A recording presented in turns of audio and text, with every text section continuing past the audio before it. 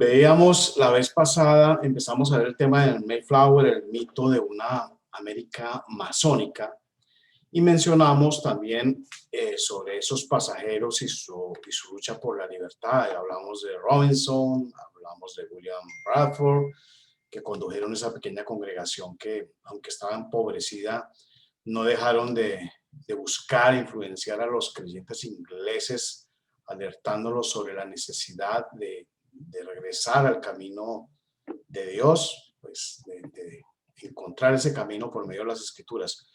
Para ello vimos también que Bradford fundó una pequeña imprenta en Holanda donde publicaba folletos atacando las tradiciones religiosas de la época, la que los peregrinos consideraban tradiciones paganas, y que luego de algunos años el rey Jacobo descubrió dónde funcionaba la imprenta y exigió a Holanda, como imperio, que les clausurara ese sitio y apresaran a esos separatistas y que los regresaran a Inglaterra. Para ese momento, los peregrinos habían encontrado su libertad religiosa en Holanda, pero debieron soportar el libertinaje, la libertad de los otros que llegaban a ese lugar, a Ámsterdam y a Leiden, donde estaban, en búsqueda de otras libertades de tipo sexual y de otro tipo de libertades religiosas. No había mucho control para nada. Entonces vieron mucha riqueza y mucha pobreza. Y mencionamos que los hijos tenían que trabajar muy pequeños, desde los 5 años de edad. Así que deciden que es el momento, después de 12 años, que es el momento de partir al Nuevo Mundo, partir a América. Y ese debate sobre si debería hacerse el viaje o no se extendió durante meses, hasta que decidieron hacerlo a pesar del miedo. En esa época en que ellos pensaron viajar y decidieron viajar, en Jamestown, en Virginia, era una colonia de ingleses y les iba muy mal.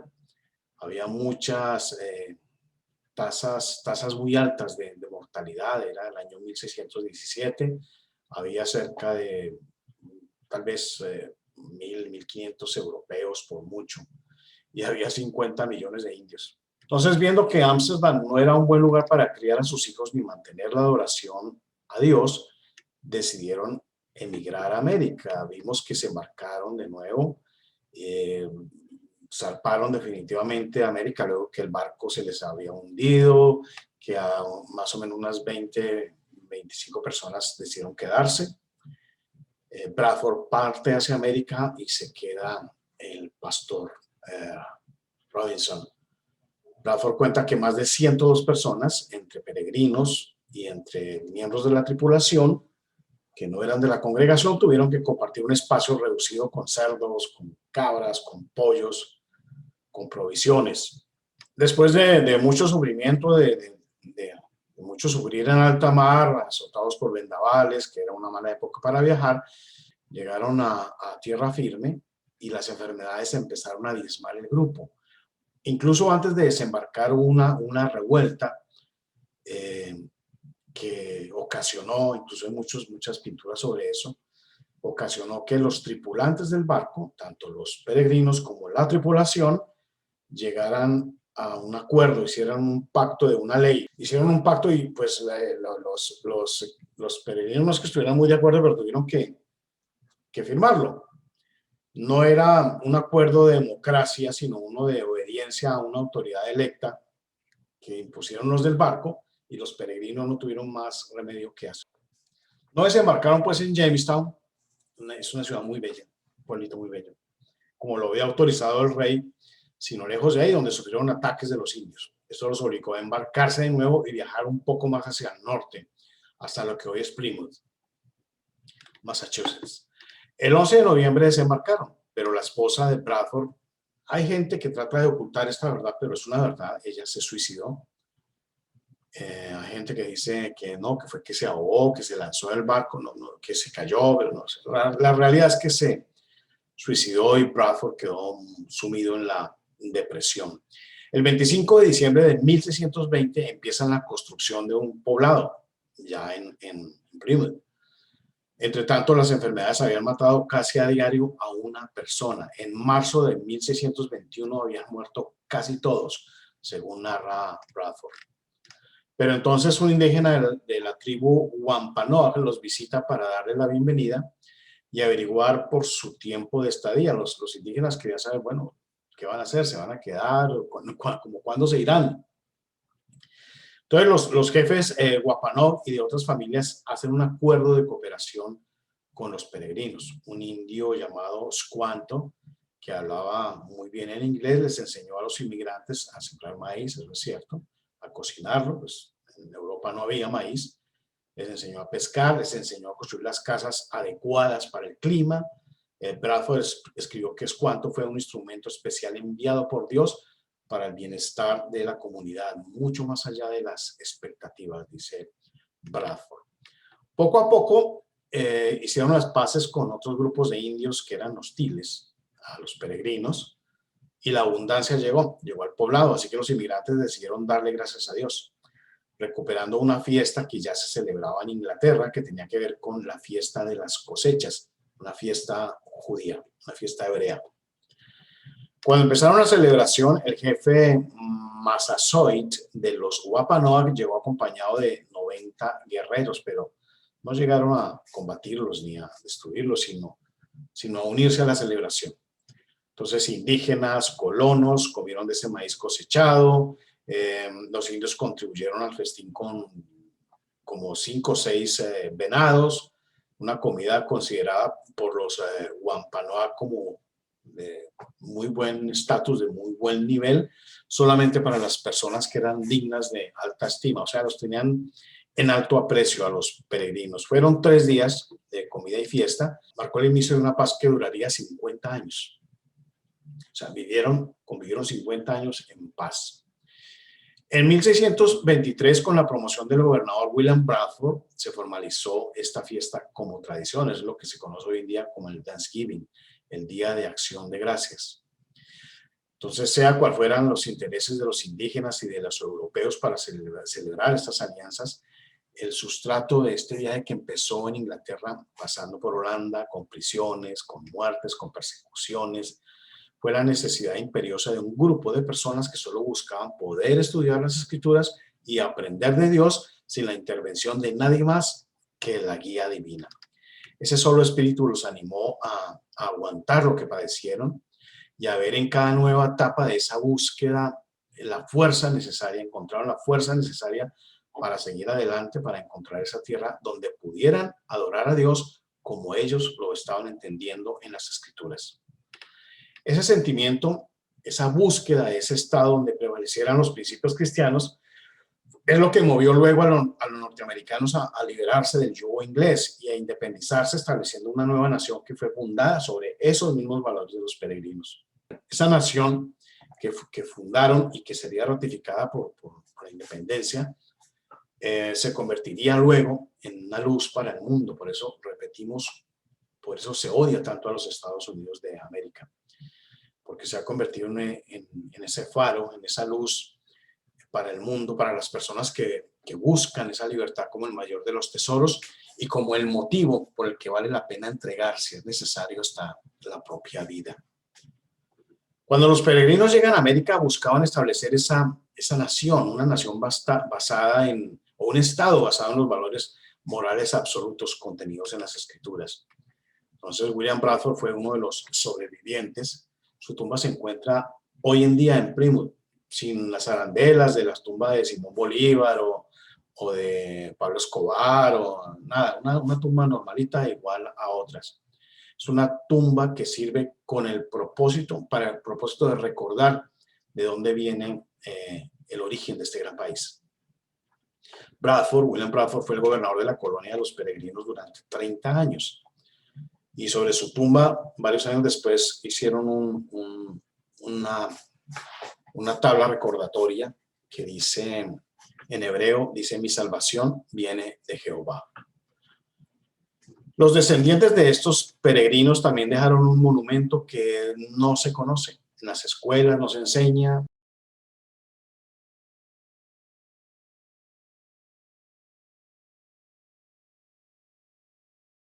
Fue un monumento que no han enseñado en las escuelas. Fue un monumento que erigieron los descendientes de estos valientes peregrinos, y es un monumento tan hermoso como desconocido.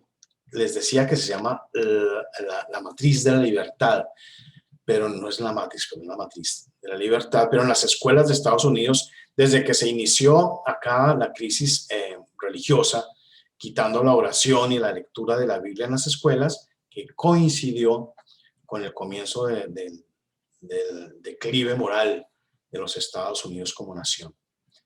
No solo las escuelas contribuyeron a destruir ese legado de los peregrinos, también las iglesias. No voy a nombrar las religiones, pero muchas enseñaron que Dios había puesto a Estados Unidos como árbitros morales del mundo, como policías del mundo, y que por eso tenían derecho de entrar a cualquier país, de quitar gobernantes, ponerlos, volverlos a quitar, así no, si no servían a los intereses de los gobernantes de Estados Unidos de turno. Eso no tiene nada que ver con los valores morales absolutos sobre los cuales se fundó Estados Unidos. Esto fue consecuencia de la degradación moral que trajo el humanismo también sobre Estados Unidos. Los peregrinos sabían que eso podía suceder y por eso dejaron su legado, que fue erigido por sus descendientes y al que llamaron la matriz de la libertad, la receta para conseguir y para mantener esa libertad. Cuando el pueblo de Dios huía en la antigüedad, que salió de Egipto, de ese imperio globalista, ese imperio del mal que era Egipto, y atravesó luego el Jordán, el Mar Rojo, pues primero el Mar Rojo, luego el Jordán, Dios también les abrió el Jordán para que pasaran. Y les dijo que cuando estuvieran cruzando el Jordán recogieran unas piedras, recogieran unas rocas del fondo del río y las pusieran en lo alto del monte Gilgal, que es donde los samaritanos celebran su Pascua, entre comillas, hasta el día de hoy. Les dijo que tomaran eso, lo pusieran en ese monte y erigieran un monumento. ¿Para qué? Para que cuando sus hijos pregunten qué son esas piedras, así les dijo Dios, ustedes les dirán que son la prueba de que Dios abrió el mar y los trajo a salvo a la tierra prometida. La matriz de la libertad es algo parecido. Nos muestra... La matriz de la libertad es algo parecido. Nos muestra que Dios los trajo a este mundo y enseña sobre la estrategia específica. Eso es lo importante. No es un monumento ahí porque sí, sino es una estrategia, es un monumento diseñado para que sirva de ejemplo a las futuras generaciones. Es esa matriz de la libertad. Y enseñan sobre la estrategia específica para mantener esa libertad, por si acaso, como ha sucedido, algún día se olvidara lo que hizo a esta nación, Estados Unidos, un país libre. El monumento está en Plymouth, está en Massachusetts. Sean, por si acaso algún día quiere ir. Está ahí donde nació la colonia americana de los peregrinos y donde está la misma tumba de Bradford, no en el mismo sitio, pero está muy cerca. Está en un vecindario muy normalito de Plymouth.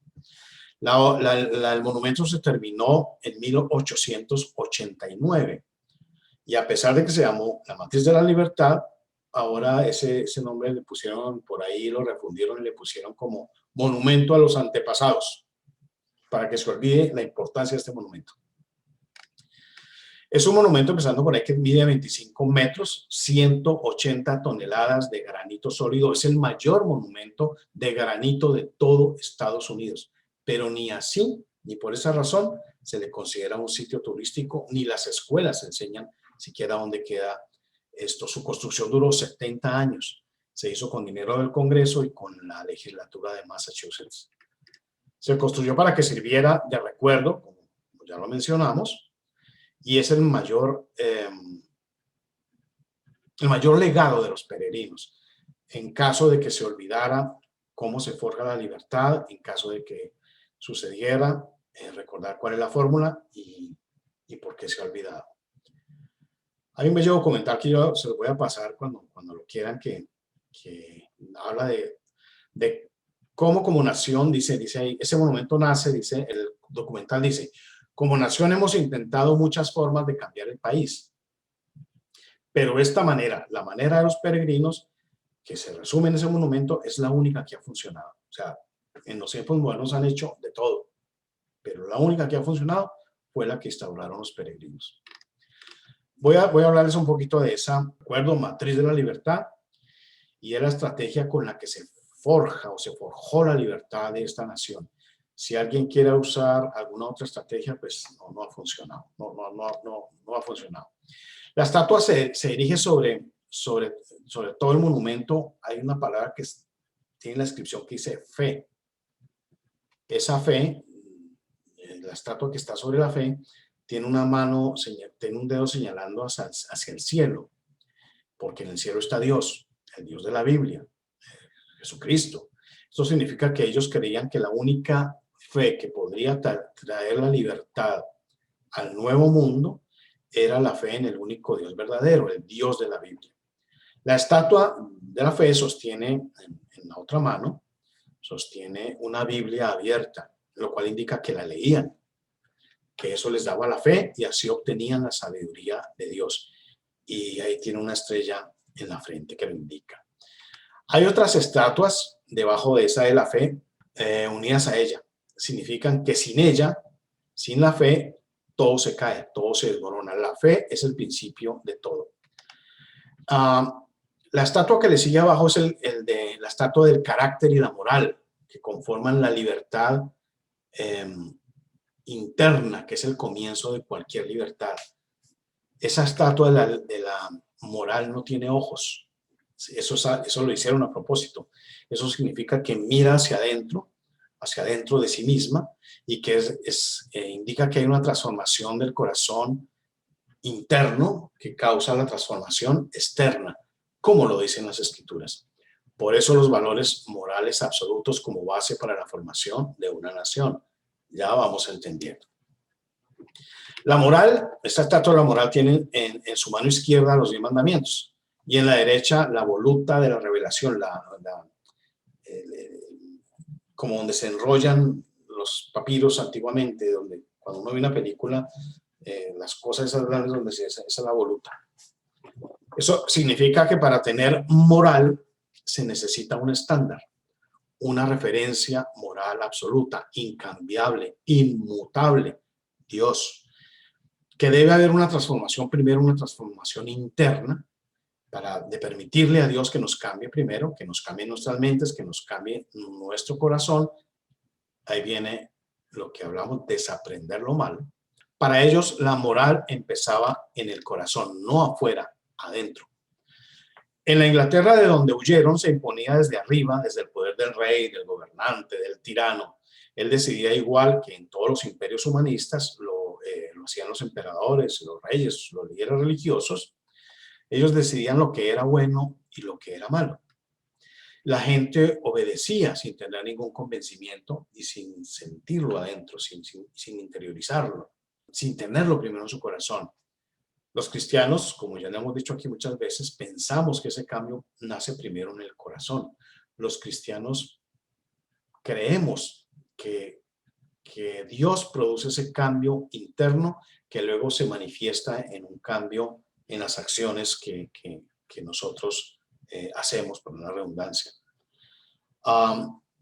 Eso significa que Dios es el que decide lo que es bueno y lo que es malo, y que ningún líder religioso puede decidir ni obligar a nadie a creerlo, ni obligar a nadie a que haga según su voluntad y decida según su voluntad lo que es bueno y malo. Eso no lo decide ningún líder religioso, ningún rey, ningún emperador.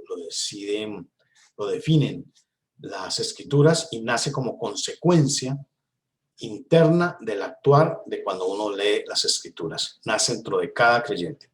Hay individualidad. O sea, hay unas bases morales absolutas, pero no en este tipo de cosas, sino en otras que las Escrituras definen muy exactamente. No en ese tipo de nimiedades, si es bueno o malo ir de rodillas a Monserrate o de nada de eso, sino sobre la justicia, sobre la moral, sobre valores morales absolutos que definen las Escrituras, sobre los cuales no hay ninguna equivocación.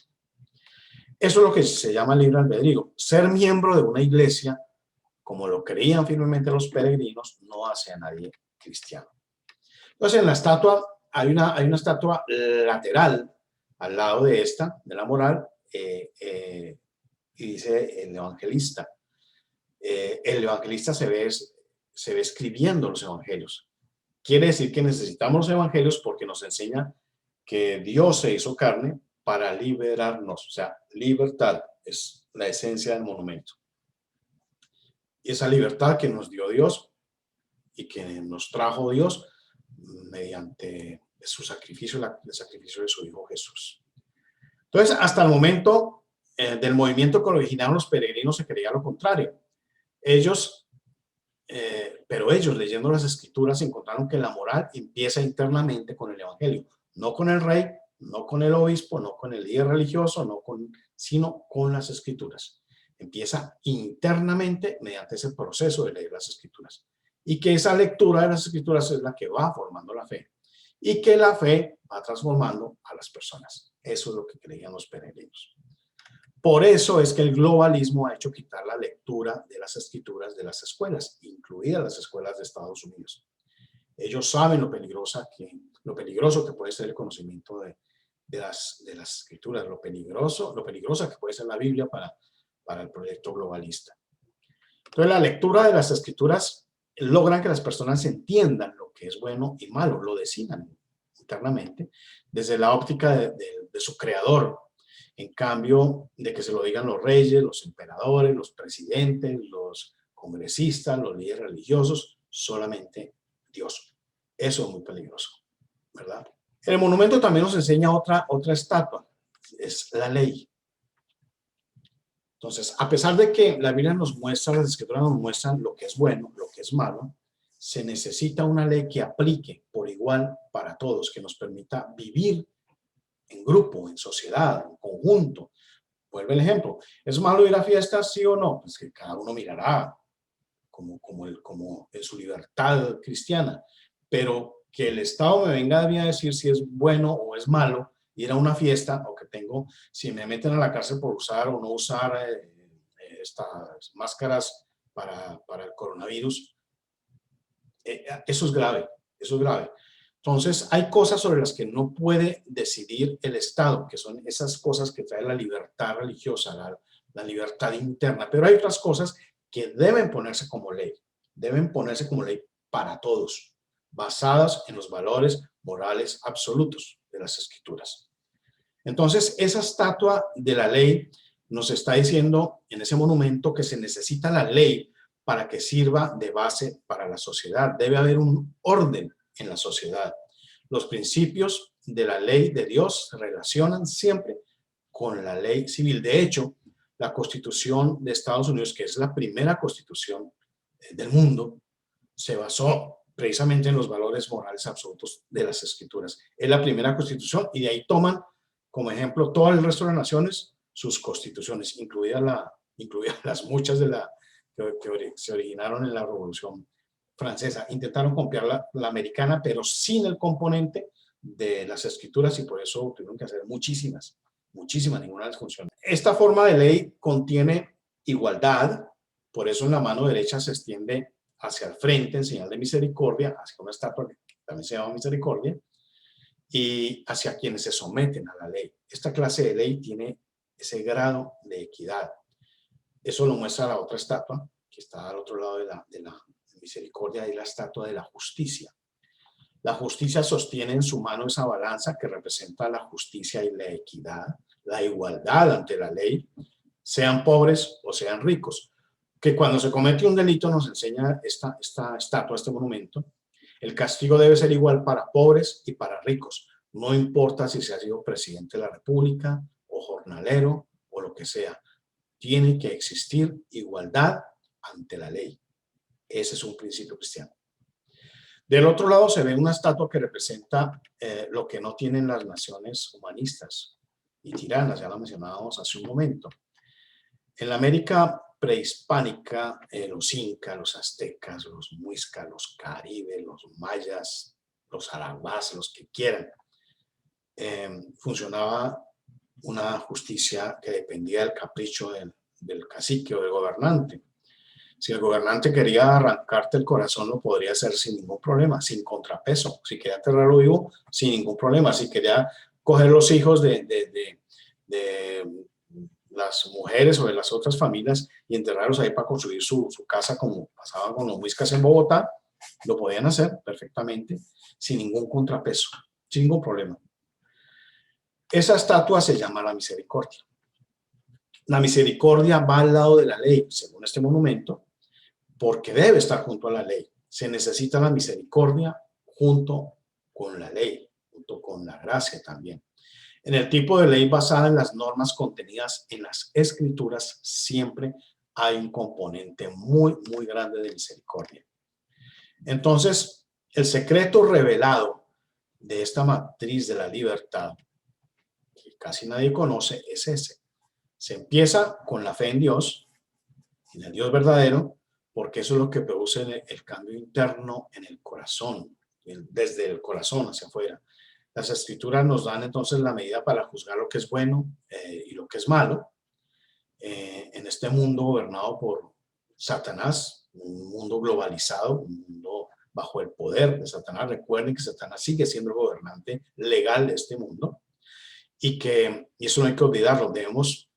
Podemos liberarnos de ese yugo temporal, pues obedeciendo a Dios, acatando lo que Dios dice que es bueno y lo que Dios dice que es malo. Con base en esas normas morales absolutas, podemos diseñar un sistema moral, una ley en este mundo, una ley que sirva como base para una sociedad libre, que tenga muchas probabilidades de éxito, que cuando se cometa un delito se pueda imponer justicia, pero que también se tenga el componente bíblico de la misericordia. O sea, una sociedad que pueda mostrar misericordia al imponer esa justicia. Entonces, una vez se construye una sociedad así, hay que educar a las nuevas generaciones y hay otra estatua. Una vez creada esa matriz de libertad, hay que transmitirla a las nuevas generaciones. Esa es la otra estatua del monumento, se llama la educación. Es muy interesante el monumento. La educación abre la palabra, la estatua de la educación tiene la palabra de Dios, porque es la fuente del conocimiento, y le colocan la corona de la victoria. Ella educa a sus propios hijos y eso le da victoria. ¿Por qué? Porque ha preparado a sus hijos en el camino que deben recorrer. Les ha enseñado lo que deben recorrer para que sus hijos enseñen a su vez a sus propios hijos sobre esta verdad que es la base de la civilización libre. Hay un texto en Deuteronomio que dice, Deuteronomio 6, 6 y 7 dice: estas palabras que yo te mando hoy estarán sobre tu corazón y las repetirás a tus hijos y hablarás de ellas estando en tu casa, andando por el camino, al acostarte y cuando te levantes, a toda hora. Entonces, por eso los peregrinos saben que eso es importante, la educación. En una de esas estatuas laterales que representa a la juventud, muy cerquita de la educación, se le ve a la misma educación de joven, educando a su hijo. Tiene un libro y un rollo donde escribe. Lo está preparando desde una edad muy temprana y esa es responsabilidad. ¿Qué significa eso? Que la responsabilidad de la educación es de los padres, no del Estado. Los peregrinos salían de un sistema autoritario y entendían que los niños no deberían ser educados por el Estado en una escuela estatal. Esa versión cristiana difiere de la humanista. En la visión humanista alejada de Dios se dice: no eres nadie, no tienes derecho sobre tus hijos, no puedes educarlos, sino solamente como yo, el rey, el emperador, el líder religioso, lo que sea, ordena que deben ser educados. Tú eres un esclavo y tus hijos serán mis esclavos. Eso hace el Estado. Pero los cristianos decimos otra cosa. No, la crianza de nuestros hijos es nuestra responsabilidad, es un derecho y una responsabilidad que Dios nos entregó, que Dios delegó en nosotros, y como padres no vamos a permitir que otros nos digan cómo debemos educar a nuestros hijos. Nosotros vamos a enseñarles sobre la moral, sobre la fe, sobre esa fe que nace en el corazón, para que ellos entiendan la importancia de una justicia que contenga el aditamento bíblico de la misericordia, que entiendan la importancia de tener a un Dios como base en nuestras vidas para la formación también de una vida en sociedad. Hay otra estatua que queda al lado, que es de una persona mayor que representa la sabiduría de los abuelos. O sea, en una sociedad basada en valores morales absolutos, los ancianos tienen un papel importante, no como en nuestras naciones humanistas, donde se les manda a un ancianato, donde se les aplica la eutanasia, donde donde se les manda el virus para que los acaben más rápido. No, aquí en una sociedad cristiana la sabiduría de los ancianos es apreciada. Los ancianos tienen un papel muy importante, tanto en la familia como en la sociedad. En esta estatua vemos que en la mano izquierda del anciano sostiene una Biblia. Siempre aparece la Biblia en todos lados. La tiene abierta. Y también están las tablas de la ley, los 10 mandamientos, que el anciano conoce muy bien. No las tiene ahí leyendo, están a su lado. Las conoce bien debido a su edad. Y señala también hacia un globo terráqueo, lo que significa que le muestra a las generaciones más jóvenes, tanto a su hija, que es la estatua joven de la justicia, les está mostrando cómo funciona el mundo desde una perspectiva bíblica. Y todo el monumento se dirige también les voy a mostrar todas las fotos, las pueden publicar acá, hacia otro nombre que tiene la estatua que se llama Libertad. Es otra estatua, es un hombre. Es el hombre de la libertad, está sentado sobre ese letrero que dice Libertad. O sea que sobre el fruto de la matriz de la libertad, esta estatua es el resultado de todo ese proceso. Sostiene una cadena rota en su mano izquierda, donde antes estaban encadenadas sus piernas, pero ahora lo vemos libre, él lo expresa su rostro, está victorioso, airoso, como diciendo yo soy libre, pero tengo que defender esta libertad. O sea, está armado. Tiene una garra sobre su hombro derecho, la cual pertenece a la piel que cuelga de él, es la cabeza de un león que representaba en ese momento el estandarte del tirano inglés. El estandarte de la corona inglesa es un león. Entonces, él ha vencido y ha matado al león, y eso se ve en la estatua lateral. Aquí se ve al hombre de la libertad con un pie puesto sobre el pecho del león de la tiranía, y los peregrinos lograron esa victoria sin violencia, solamente con los principios de Dios.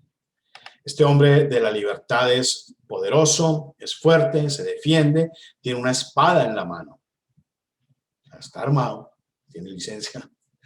Y está listo para proteger a su familia, para defender las leyes que crearon y los valores, su carácter y su fe, y la manera de educar a sus hijos. Nos muestra que si hacemos las cosas bien, podemos ser individuos libres, fuertes, que podemos defender esa libertad y pelear por ella si es necesario. Así no queramos. Esa estatua nos muestra que si no se quiere, pero se está preparado, o sea, tal vez no se quiera, pero se debe estar preparado para esa pelea y hacerlo a la manera de Dios. Si se hace a la manera de Dios, se tendrá la bendición y se asegurará la victoria, y terminamos a tiempo. Vamos en el próximo lunes a mirar ya este tema que mencionamos de Lincoln, porque algunos dicen que son valores masónicos, pero era importante dedicar este capítulo de hoy a esta matriz de la libertad, que es muy, muy importante para entender cómo se forja esta nación, cómo nació esta nación y por qué hay intereses globalistas interesados en destruirla. Entonces, voy a acabar esta sesión. Volvemos a entrar con el mismo link para responder preguntas si hay.